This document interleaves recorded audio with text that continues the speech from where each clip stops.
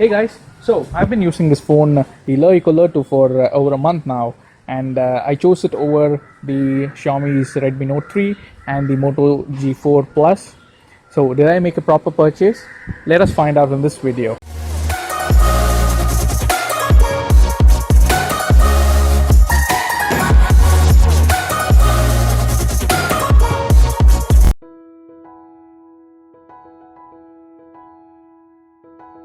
The phone feels great in hand and looks upmarket. Talking about the controls, you have the volume rockers and the power button on the side, and down you have the speaker grill as well as the USB Type-C, and then you have the SIM slot as well as the IR blaster on the top.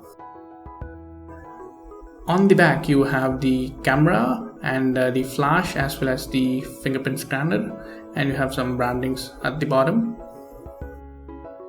On the top you have the sensors as well as the earpiece. The camera is 8 megapixel on the front. There is no audio jack in this phone, and the company is nice enough to provide us with an adapter which is a USB Type-C to 3.5mm jack converter. A silicone case is also provided out of the box, and it fits in very well. Also, it has cutouts for all your controls. Even the noise cancelling microphone, that is good. The phone also feels great in hand, and all the controls are easily accessible. One hand operation is not possible, but you can access the fingerprint scanner or the power button quite easily. Also, it is easily pocketable, and it fits in perfectly in my jeans. So full marks to LeTV on design. Talking about the display, it has a 5.5-inch 1080p LCD screen which constitutes of about 441 ppi, and the display is quite sharp, and the viewing angles are quite good as well. The phone also offers some of the display tweaks if in case you are not satisfied with the stock setting. The phone packs the Qualcomm's powerful mid-ranger, which is the Snapdragon 652, coupled with an Adreno 510 GPU. It has 3GB of RAM and 32GB of internal storage. The storage is not expandable. We played a lot of games, and I should say none of the games got stuck or had lags. It also performed day-to-day activities quite well, as in multitasking and app switching were great. The UI also played a major role in this, as it has EUI 5.8 currently installed, and it performed very well in our tests. I've also made a separate gaming test for this particular phone, and I'll leave a link down in the description below. Please go check it out if you want to find more info on the gaming performance of this phone. And coming to the multitasking part, this is one thing which I just loved about this phone.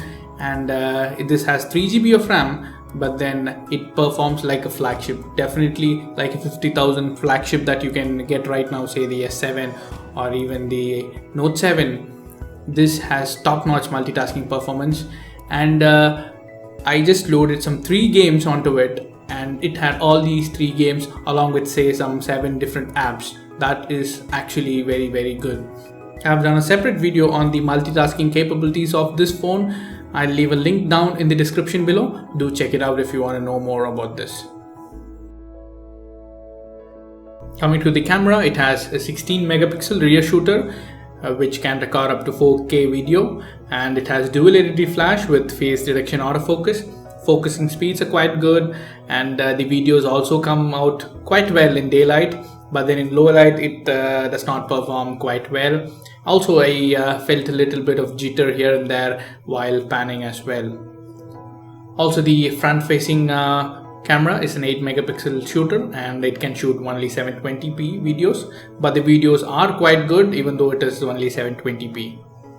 The photos coming out of the rear camera are quite good, and again, as I said, in low light it performs really bad, really bad.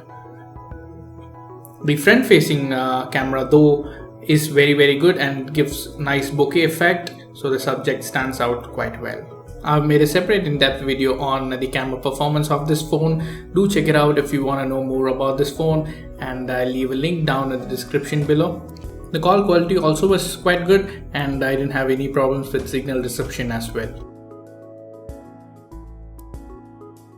Talking about the cool features of this phone, it has a video overlay option where you can watch your videos and even come back to home screen and do whatever you want, but the video still plays.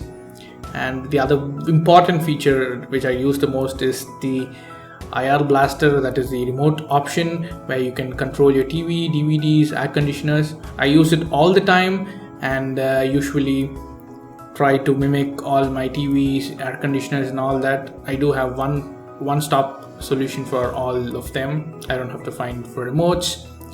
And GPS is not a feature, but it is fine, works good. And also you have one of the important features, that is you can capture photos with your fingerprint scanner. That's a neat feature. And coming to the multitasking menu, this is quite different, where you just don't have apps here. You also have the controls that usually is found in the notification bar. You also have the brightness slider as well as your music panel where you can play, pause or change songs. You also have some of the shortcuts there for screenshots and the likes.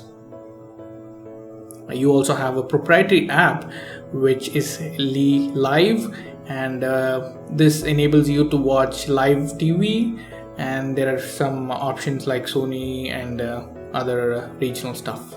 It's a good feature. It is free for 1 year. The phone has a 3000 mAh battery, which is average, I would say, and it can take you through the day, but then for power uses it won't be enough. For me personally, I had no problems with the battery. It kind of took me through the day, so I'm perfectly fine with that. So there you have it, guys. With the great camera, UI as well as processing power, this phone is a great purchase under 12,000 rupees today. So that's all I have for you guys today in this video. Please hit the like button if you have liked this video, and do subscribe for more videos like this. Thanks for watching. This is Arvind signing off. Bye bye.